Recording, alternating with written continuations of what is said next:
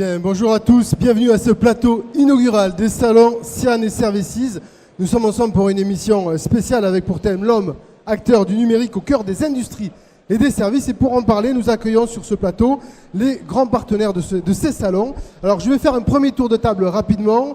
Nous avons donc Alain Di Crescenzo, le président de la Chambre de commerce et d'industrie de Toulouse. Bonjour. À vos côtés, nous avons Marc Chaput, secrétaire général des affaires régionales. Vous représentez le préfet de région, Pascal Mayence. Bonjour à vous. À vos côtés, nous avons la présidente de région Occitanie-Pyrénées-Méditerranée, Carole Delga. Bonjour. Annie Vieux, vous êtes vice-présidente du conseil départemental de la Haute-Garonne, en charge notamment de l'innovation et du numérique. Merci d'être là. Dominique Faure, bonjour. Vous êtes vice-présidente de Toulouse Métropole, en charge notamment du développement économique.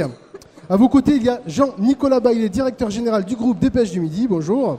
Et enfin, Christian Nibourel, président du groupe Accenture France et président du groupement national des professions de services. Merci d'être là. Et Philippe Darmaillon, président de l'AIF. L'AIF, c'est l'Alliance Industrie du Futur et président France du groupe ArcelorMittal, qui est, rappelons-le, le premier sidérurgiste mondial. Messieurs, mesdames, merci d'être avec nous. Timing serré, mais on va essayer d'être efficace sur cette thématique. Et on commence avec vous, Alain Di Crescenzo. Pour la première fois, le SIAN, le Salon des Industries, et le Services, le Salon des Services, vont se tenir en même temps. Alors pourquoi avoir choisi de les faire dans cette même unité de lieu et de timing? Alors, ce qui ne compte pas dans le temps, c'est les salutations, peut-être, salut et toutes les personnes qui sont là. Mes collègues ici, présidents de Chambre de commerce de Languedoc-Roussillon et de Midi-Pyrénées, c'est deux raisons principales, si vous voulez. La première, c'est que ça permet de célébrer deux grandes locomotives du territoire, qui sont l'industrie d'une part et les services. Et la deuxième raison, qui est tout à fait dans le thème, c'est qu'il y a de plus en plus une convergence entre ces deux mondes, qui sont le monde industriel et le monde des services. Sur le premier point, donc les locomotives, je voudrais vous donner quelques éléments concernant l'industrie et les services. Sur l'industrie, c'est 35 000 établissements que nous avons sur cette grande région Occitanie. C'est globalement 13% de la valeur ajoutée et c'est une grande diversité. Et ce qui se passe sur ce territoire est assez incroyable par rapport à ce qui se passe ailleurs en France. C'est que nous avons de la croissance depuis un certain nombre d'années dans le monde de l'industrie, tant au niveau de l'activité et au niveau de l'emploi. Bon, croissance, dynamisme, on a même fêté le 6e trimestre consécutif de création d'emplois sur le territoire. De l'autre côté, ça c'est pour l'industrie. Sur les services, écoutez, les services, c'est ce qu'on appelle la diversité et la dynamique. La diversité, c'est 50% des entreprises qui sont sur ce territoire sont des entreprises de services. Et donc, avec une diversité de l'offre qui va de l'engineering, bien sûr, jusqu'à de services à la personne, en passant par des services bancaires. Et en termes de dynamique, c'est ce qu'on voit en termes de croissance sur ce territoire, qu'on en voit aussi un peu partout. Je regarde ce qui s'est passé autour d'Occitanie en 2015 et ce qui va se passer en 2016, c'est 3,5% de croissance. Sur la Haute-Garonne, on annonce plus de 5% de croissance. C'est un grand moteur d'activité. La deuxième raison, vous l'avez compris, c'est la convergence.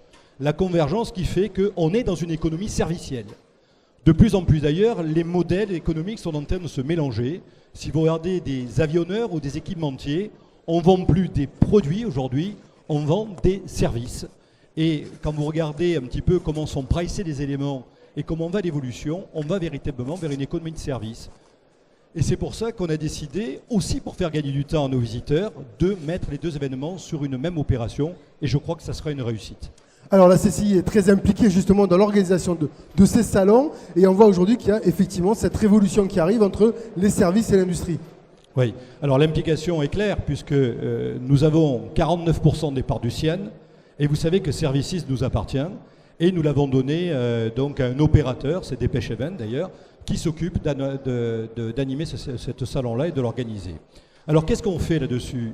En dehors d'être des co-investisseurs, des copropriétaires, nous avons un rôle très opérationnel. Premièrement, nous avons un stand qui est juste ici, juste derrière. Et ce stand, si vous voulez, permet d'accueillir des petites entreprises du territoire, de la Haute-Garonne, qui n'ont pas la capacité, si vous voulez, à pouvoir avoir des stands beaucoup plus grands. Deuxièmement, nous organisons des visites business. Business, ça veut dire c'est fait pour créer des affaires. Et vous savez que nous avons la chance d'avoir un club stratégie achat donc au niveau de la Chambre de commerce. Et ce club stratégie achat fait le tour des stands pour rencontrer des offreurs potentiels. C'est bien sûr une belle opportunité de business pour nos entreprises.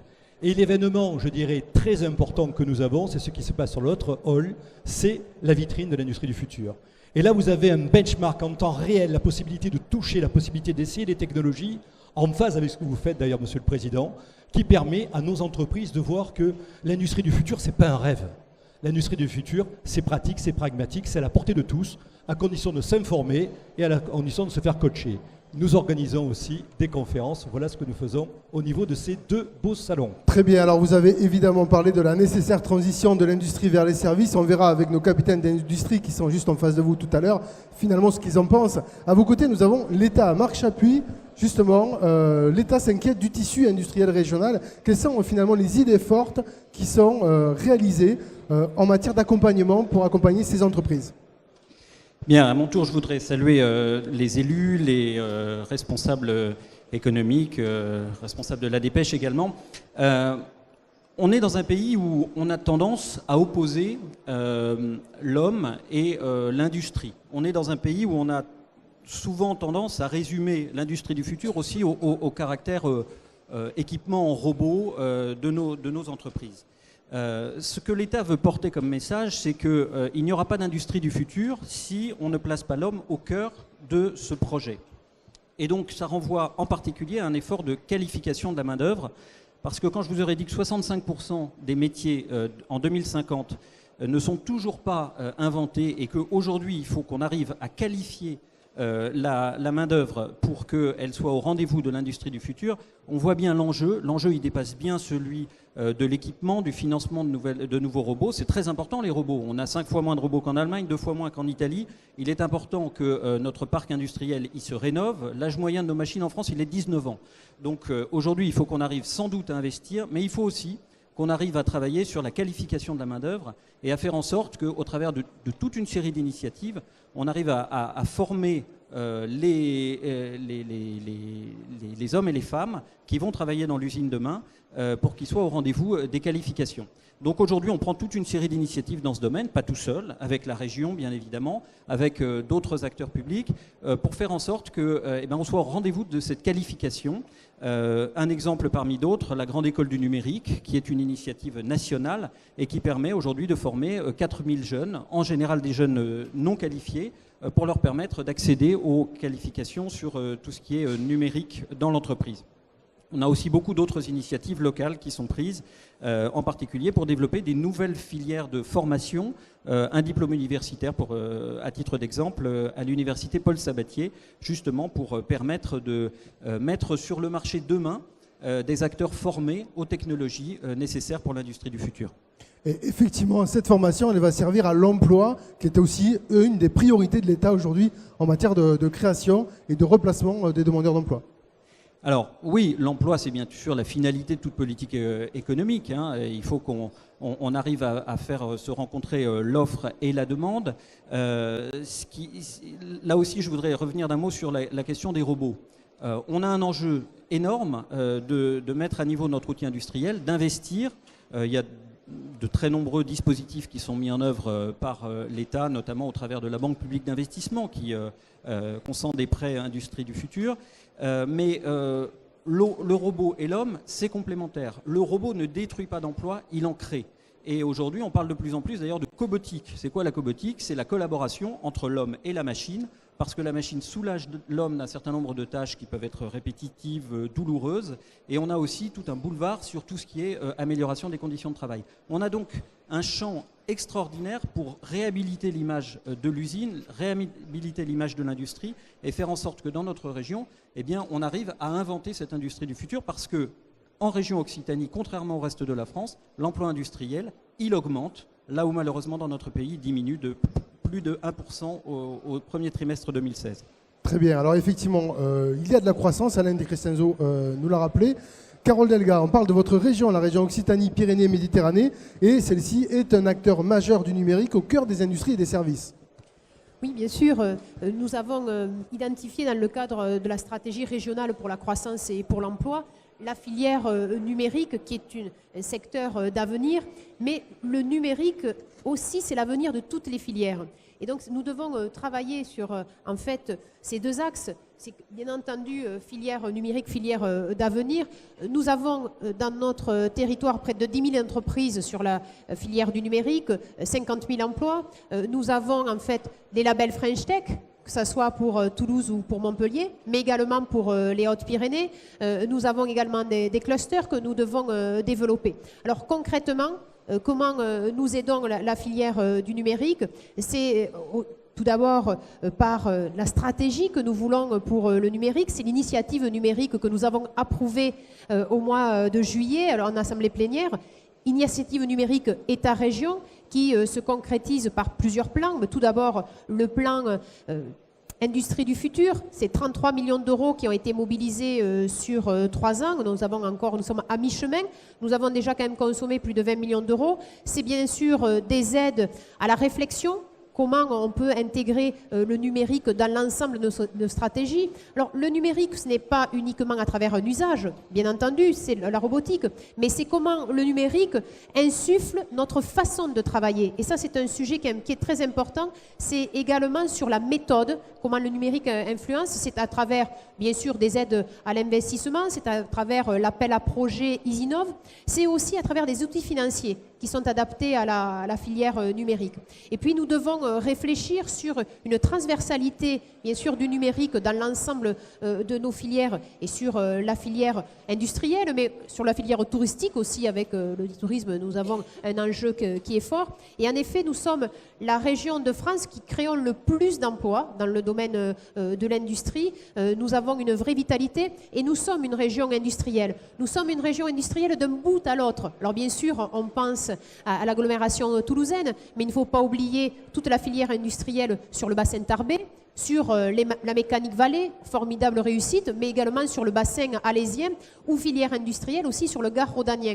Donc nous insufflons à travers l'industrie l'ensemble de nos territoires. Il y a une vraie culture d'entreprise, une vraie culture des populations, ce qui pour l'acceptabilité de l'industrie est quand même tout à fait indispensable. Et nous voulons justement incarner l'innovation, parce que nous sommes cette région Occitanie-Pyrénées-Méditerranée avec une identité forte, avec des spécificités, mais avec la volonté d'incarner l'avenir pour nos territoires et donc de pouvoir élaborer une nouvelle stratégie du numérique dans le domaine industriel, dans l'ensemble aussi de l'innovation, aussi innovation sociale. Et ici, à travers ce salon, nous avons la vitrine des savoir-faire avec des entreprises qui sont vraiment leaders. Je pense à l'entreprise Bosch, je pense aussi à l'entreprise NTN SNR d'Alès.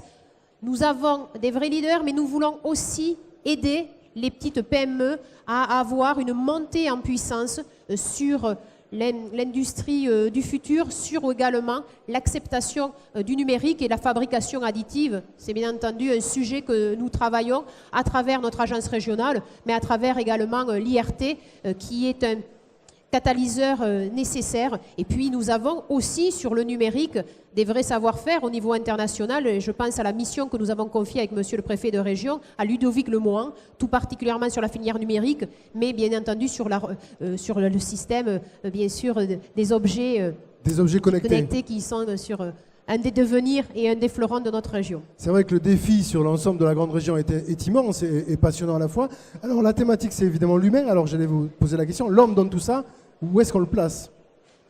Je reprendrai une citation du XVe siècle, « Il n'est de richesse que d'hommes », je rajouterai de femmes bien entendu, mais nous savons que pour tout développement, il repose sur des compétences humaines et sur une capacité à pouvoir le développer. Donc il ne faut pas être dans l'opposition binaire et simpliste entre le robot et la place qui remplace l'homme. Au contraire, nous avons besoin de cette ingénierie humaine pour pouvoir concevoir de nouveaux procédés, pour pouvoir utiliser des nouveaux outils à travers, par exemple, les cités des startups que nous voulons créer sur Toulouse ou Montpellier, mais par exemple avec le label French Tech qui est dans les Hautes-Pyrénées, nous devons aussi réfléchir sur ce territoire où ces hommes et ces femmes veulent prendre à pleine main. C'est à travers aussi la formation.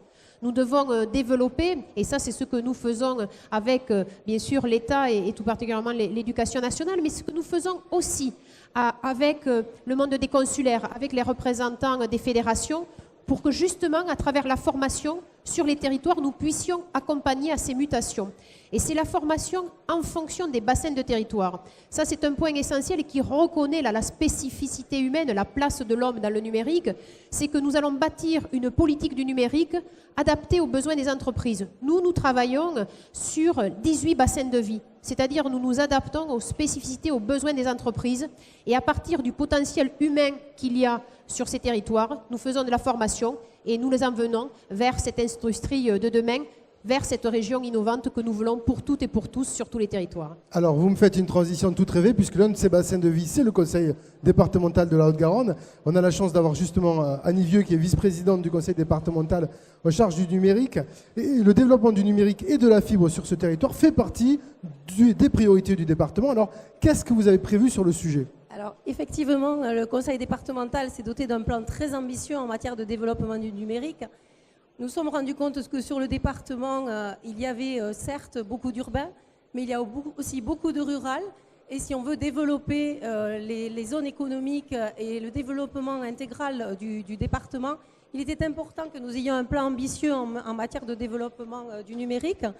Donc, sur les 5 années à venir, un programme très ambitieux, puisque le département apportera 180 millions d'euros d'investissement dans le cadre de son schéma départemental de développement du numérique, son SDAN, avec à terme un déploiement de la fibre optique sur l'ensemble du département, avec dans les 2 prochaines années une amélioration très nette pour une grande partie de la population haut-garonnaise, avec 30 mégabits pour une grande partie, et pour certains qui déjà dans les 2 prochaines années pourront bénéficier de la fibre. Donc c'est un changement radical sur l'accès au numérique sur le département, et plus particulièrement, je vous dis, puisque le département est un tout, que les zones rurales font partie intégrale de notre territoire, pour ces zones qui veulent voir développer leurs activités économiques et leurs zones économiques. Très bien. Alors, Carole Dalga a parlé tout à l'heure d'innovation sociale. Vous avez mis en place au sein du département des contrats de territoire pour que justement aucun espace ne soit oublié.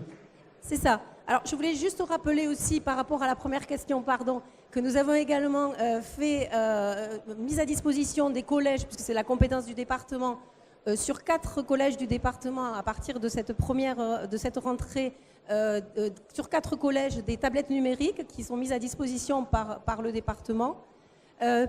Pour en revenir à votre question, effectivement, sur les contrats de territoire, c'est toujours la même ambition, qu'aucun territoire de la Haute-Garonne ne soit oublié. Donc nous avons signé des contrats de territoire en juin dernier.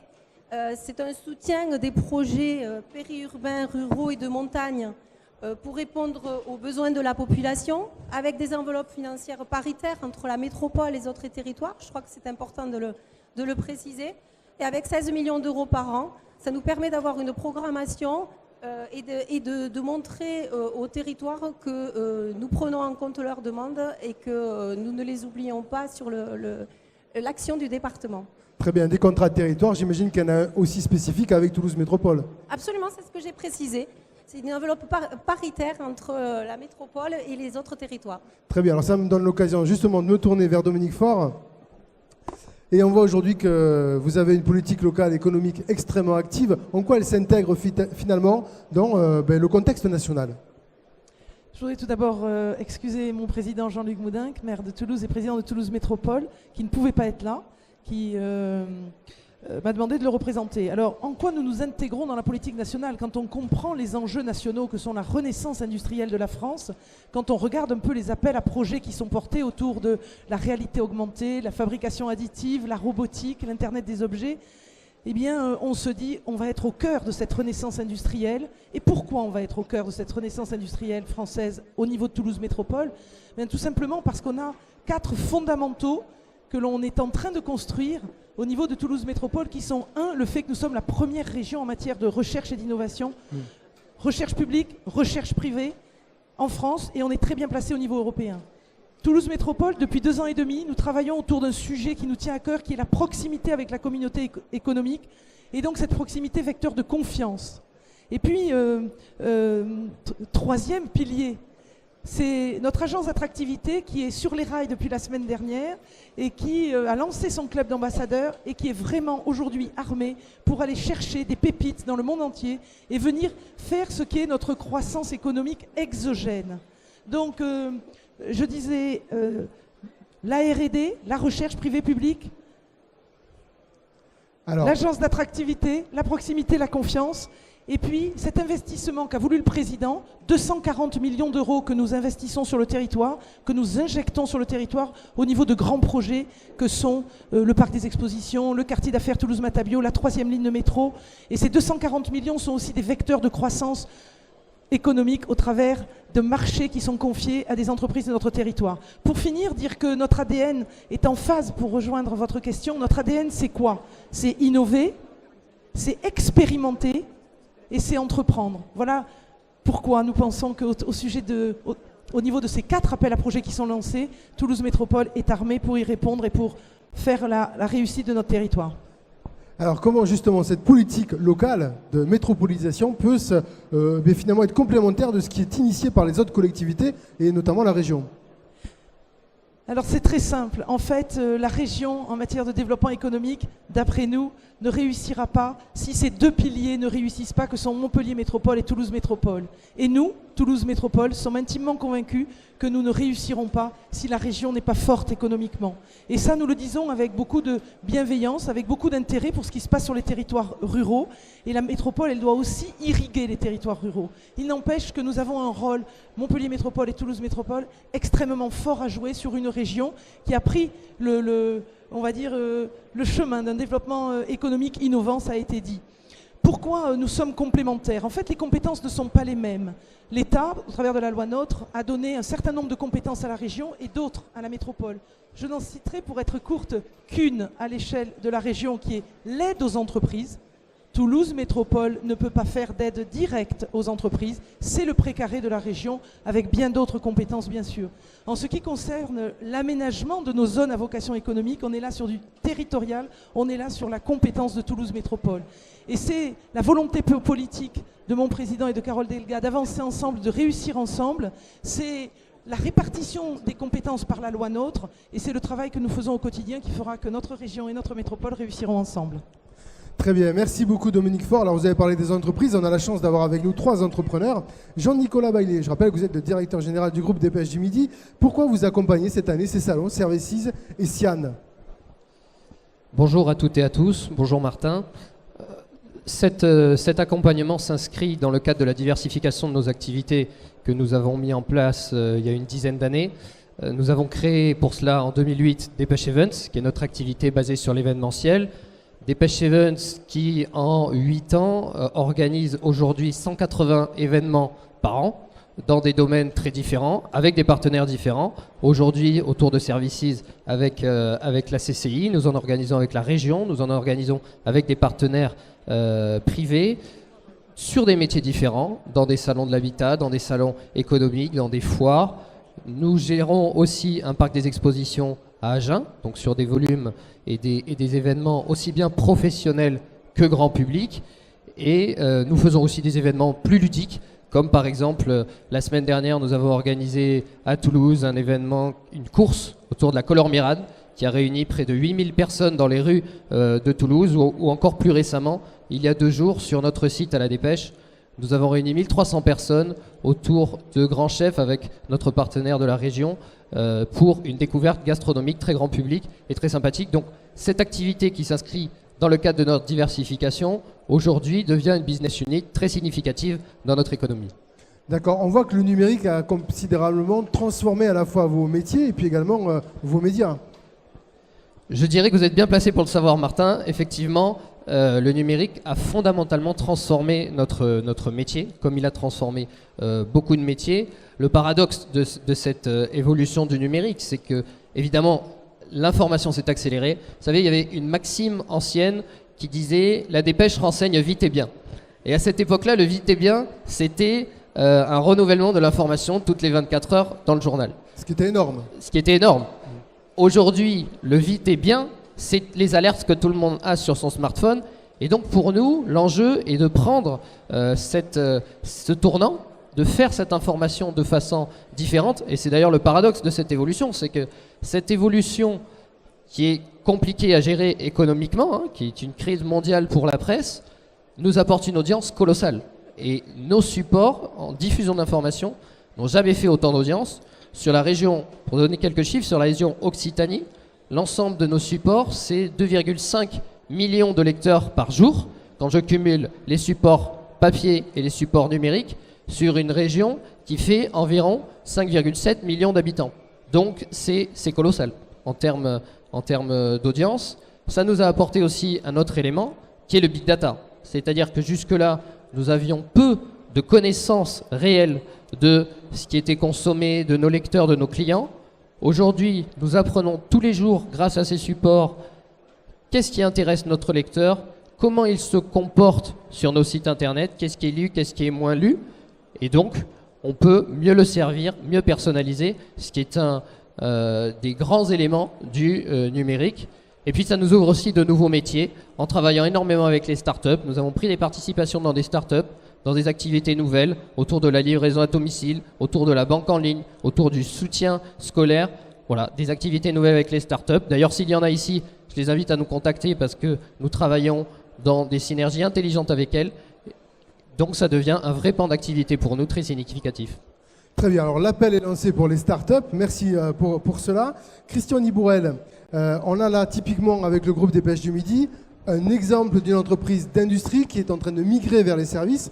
Or vous vous rappelez que justement, la création de valeur aujourd'hui, elle est faite, comme l'a rappelé le président Di Crescenzo, par cette expansion des services. Oui, d'ailleurs les chiffres parlent d'eux-mêmes. Hein. Les services aujourd'hui, c'est 46% du PIB français, c'est 80% de la création d'emplois et c'est 10 millions d'emplois. Il est clair qu'aujourd'hui, on ne vend plus de produits, on vend des services, on vend surtout de l'usage et on vend surtout des solutions. C'est ça que les Français veulent, c'est ça que les consommateurs veulent. Ils veulent quoi en fait? Ils veulent de l'usage, ils veulent de la personnalisation, de l'instantanéité et du partage. Voilà. Et à partir de ce moment-là, tout s'organise. Donc de l'excellence des services dépend l'excellence et dépend la dynamique de l'ensemble des secteurs industriels. Si on a des services qu'on arrive à monter en excellence, que ce soit dans le numérique, que ce soit dans le conseil, que ce soit dans la finance, que ce soit dans la logistique, que ce soit dans la sécurité, que ce soit dans le tourisme, que ce soit dans la propreté, et je pourrais en passer d'autres, on arrive effectivement à faire monter, je dirais, l'ensemble de l'économie. Les services sont un moteur de l'économie. Sans clivage industrie-service, nous on travaille avec Philippe ensemble dans le cadre des projets industrie du futur, et c'est ça la logique. Par contre, il ne faut pas oublier qu'il y a un écosystème propre, il y a une organisation propre dans le domaine des services. C'est trop souvent ça que l'on oublie, et c'est pour ça qu'on n'arrive pas à libérer l'ensemble de la création d'emplois dans ce pays. Avec des enjeux énormes de formation, vous l'avez dit, l'accélération du numérique qui va accélérer les transformations, l'IoT, les objets connectés, le big data.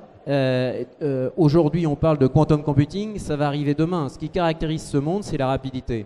Aujourd'hui, les ruptures sont, j'allais dire, quotidiennes et on ne peut plus attendre. C'est ça le point important. D'accord, vous êtes aujourd'hui à Toulouse, qui est une place forte de l'industrie aujourd'hui en France. Quel message vous voulez faire passer justement par rapport à ce positionnement et cette nécessaire migration entre les industries et les services? Je dirais Toulouse est exemplaire dans ce domaine-là. Moi, Alain m'avait invité pour le premier salon Services. Avoir un salon industrie, un salon service et des gens complètement mêlés qui travaillent ensemble par rapport au développement économique, alors de la région, mais voire plus, c'est effectivement ce qu'il faut faire partout. Moi, je suis toujours étonné du dynamisme des régions qui s'arrêtent aux portes de Paris. On en discute souvent. Alors, je ne sais pas si c'est parce que les élus que je vois ici, j'ai écouté vos interventions, je suis toujours surpris par votre compréhension et votre dynamisme, et je dois le dire, c'est pas toujours le cas. Voilà. Donc ici à Toulouse, on a alors peut-être une dynamique industrielle qui a été créée par le passé. L'innovation est un facteur réducteur d'incertitude. Et dans un monde qui est un monde qui est incertain, innover, c'est effectivement réducteur d'incertitude, et c'est ça qui apporte les solutions sur un territoire et puis demain au niveau national. Donc innover, il en restera toujours quelque chose. Oui, innover, mais avec toute cette perspective derrière, c'est-à-dire toute cette composante que vous avez vue autour de la table, c'est-à-dire la formation, c'est clé, la compréhension du monde dans lequel on vit, et puis de dire demain on a des enjeux énormes en termes d'intégration, en termes de vivre ensemble, en termes d'immigration. C'est comme ça qu'on va régler les problèmes. Parce qu'il ne faut pas se tromper, où vont aller les jeunes décrocheurs? On sait où ils vont aller. Mais sauf qu'aujourd'hui, on ne prend pas conscience de la transformation de ce qui se passe aujourd'hui et de l'accélération. On n'a plus le temps d'attendre. C'est vrai qu'on a des élus locaux qui sont en tout cas extrêmement impliqués dans ces politiques-là, mais c'est vrai que c'est pas simple, effectivement. Alors, Philippe Darmaillan, là, vous arrivez en fin de table ronde, mais finalement, ça vous laisse aussi l'occasion d'apporter un regard nouveau sur ce que vous venez d'entendre, et puis également sur une des priorités que vous estimez très importante, c'est cette mise en réseau des régions. Oui, finalement, le plus important aujourd'hui pour moi, c'est l'engagement de Mme Delga sur l'industrie du futur, parce que c'est par la dynamique du futur qu'on fera le futur de l'industrie. Et le fait que vous soyez engagé, c'est que dans votre plan qui va bientôt paraître en janvier, on sait qu'il va y avoir une grande partie sur l'industrie du futur. Et à mon avis, le plus important, c'est la région qui a la responsabilité du développement économique. Donc c'est en région que ça se passe. Et finalement, pour avancer, il faut s'appuyer sur la partie dynamique de l'industrie, c'est-à-dire le numérique, l'économie verte, sont les choses qui peuvent changer et qui peuvent amener les industries à se réformer. Et même les vieilles industries comme la mienne, dans l'acier, il est clair que le numérique nous permet de faire énormément de progrès sur nos process. On a actuellement des progrès grâce au numérique pour faire 5 à 10% de taux de fonctionnement en plus, qui, vu la masse et le coût de ces machines, est tout à fait essentiel. Donc avec l'industrie du futur, on peut à la fois gagner en productivité, plus important encore, on peut gagner en capitaux engagés, en allant plus vite, en mettant des produits plus vite sur le marché, en mettant des supply chains plus rapides, comme ça a été fait sur l'aéronautique avec Boost Aerospace. Et puis, l'industrie du futur, elle permet d'aller chercher de la différenciation de produits, donc plus de valeur ajoutée. Alors notre alliance, c'est un engin spécial en France, on n'a jamais vu ça encore, l'industrie qui se mobilise pour essayer de prendre sa part dans la politique publique en soutien des régions et en soutien de l'État pour montrer des cas concrets. Donc on a la semaine dernière célébré 2 vitrines dans la région sur Bosch Rodez et sur NTM SMR. On a des cas d'usage pour expliquer justement aux chefs d'entreprise qu'est-ce qu'il peut faire avec le numérique, qu'est-ce qu'il peut faire avec l'économie verte pour développer son business. Et je crois que c'est très bien montré dans ce salon. Il faut aller sur le stand de l'industrie du futur où on a montré les différents cas d'usage, les différentes possibilités de développement que l'on a grâce au numérique, grâce à l'évolution de la sociétale sur l'économie verte. Et je pense que nous, on est des croisés de l'industrie et franchement, tout ce qu'on peut faire pour vous aider, madame, on le fera bien sûr. Très bien, donc les perspectives ne manquent pas. Merci beaucoup, Philippe Darmaillan. On va conclure cette émission. Un dernier mot de remerciement peut-être à Alain Di Crescenzo. Oui, remercier peut-être tous les croisés qui ont participé à ces 2 belles éditions. Premièrement, les organisateurs. C'est un peu un coup de chapeau à Dépêche Event, je le dis, parce que Services, c'est la première organisée dans ce contexte. Bravo, merci de jouer le jeu. Promo Salon, le Cian, bien sûr, mais lui qui a l'expérience, mais c'est un nouveau contexte aussi. Nos invités, je pense à M. Dardaillan et Nive Bourrel, cher Christian, donc merci encore une fois d'avoir fait le déplacement et d'être avec nous, à nos côtés.